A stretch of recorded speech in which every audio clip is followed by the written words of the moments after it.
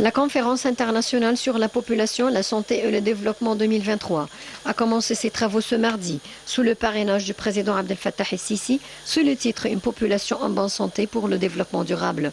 La conférence se tient dans la nouvelle capitale administrative jusqu'au 8 septembre avec la participation de plus de 8000 personnes venues d'Égypte et des pays du monde.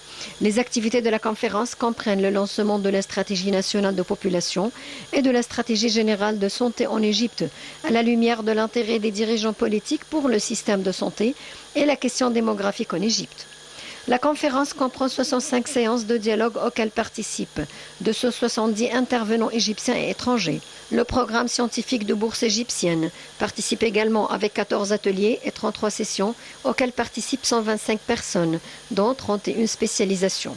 Parmi les sujets les plus importants qui devront être abordés lors de la conférence figurent la bonne gouvernance, la diplomatie sanitaire, l'impact de la dynamique démographique sur la durabilité environnementale, l'autonomisation des femmes, la promotion de l'égalité des sexes, la couverture sanitaire complète, la santé mentale et psychologique, la toxicomanie, l'investissement dans les soins de santé, l'économie de la santé, l'innovation, la recherche et le développement, la transformation numérique, les industries pharmaceutiques et biopharmaceutiques et la promotion de la santé.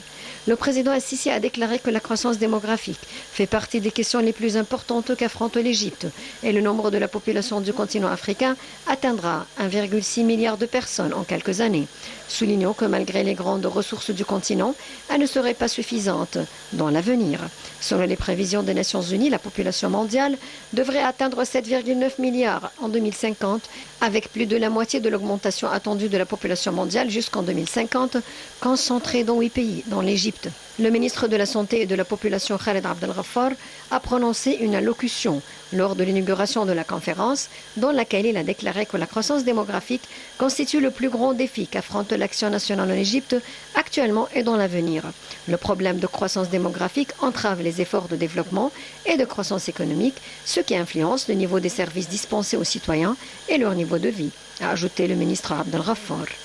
Ce dernier a également indiqué que la limitation de la hausse démographique avait commencé en Égypte depuis 1962, évoquant aussi la vision du ministère envers le lancement de la stratégie nationale de la population et du développement et la feuille de route sur le traitement de la question démographique, partant du fait de maximiser les caractéristiques de la population et d'améliorer la qualité de vie.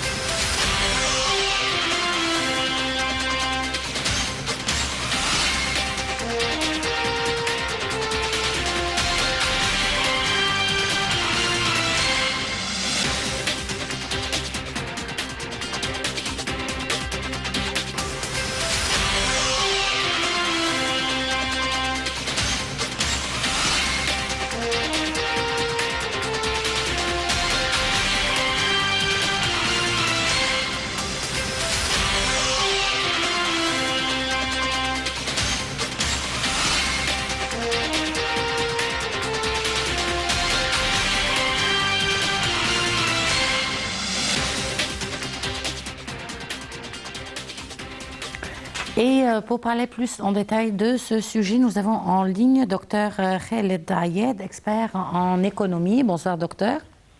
Bonsoir.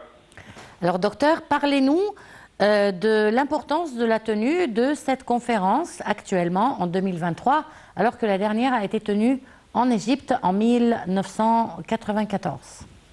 Que s'est-il passé depuis 94. Oui, la commission de l'évaluation a développé sa session cette année 2023 en abordant le thème de l'éducation de qualité, un droit fondamental. En Afghanistan et partout ailleurs, l'éducation de qualité est un droit humain et une source de dignité.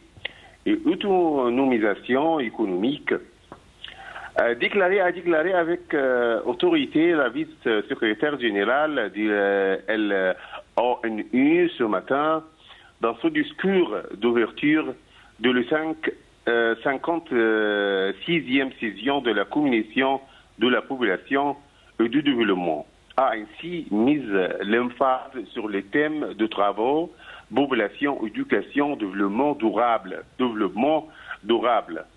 Alors que l'décision première du mois avril 29e à soutenir entièrement en présentiel, comme l'a précise en président George Lucas, République de Moldova. Ce dernier a rappelé à ce propos que la pandémie de Covid-19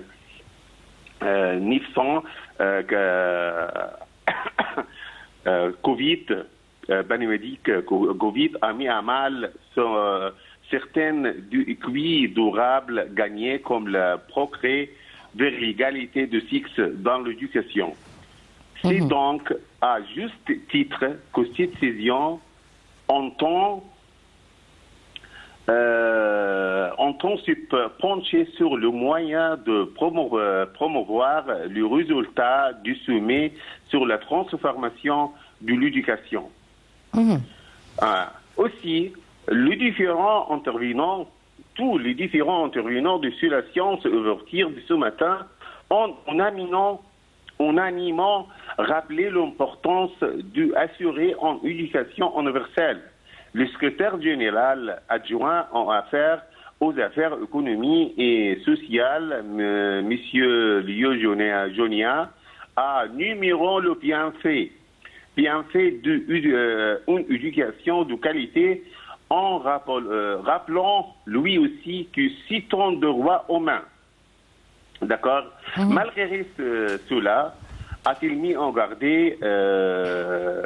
244 millions d'enfants et de jeunes ne sont pas scolarisés et plus de la moitié de l'enfant à adolescence ne satisfont pas aux normes minimales de compétences en lecture et en mathématiques.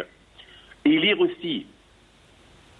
En effet, dans le pays le moins avancé, et ce à revenu intermédiaire jusqu'à 70% d'enfants ne savons pas lire antiquiste de base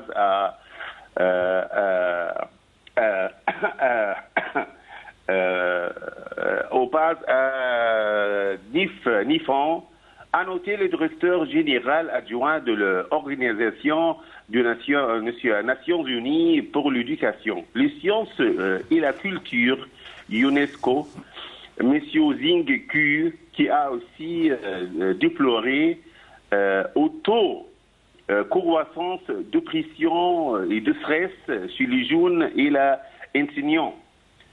Dépression et des stress sur les jeunes et aussi l'enseignant, dont une augmentation de décrochage scolaire et une pénurie d'enseignement aussi. Une éducation. Ok, ça va? D'accord. Docteur Khaled Ayed, je vous remercie beaucoup pour cette intervention. Une petite pause et on se retrouve tout de suite après.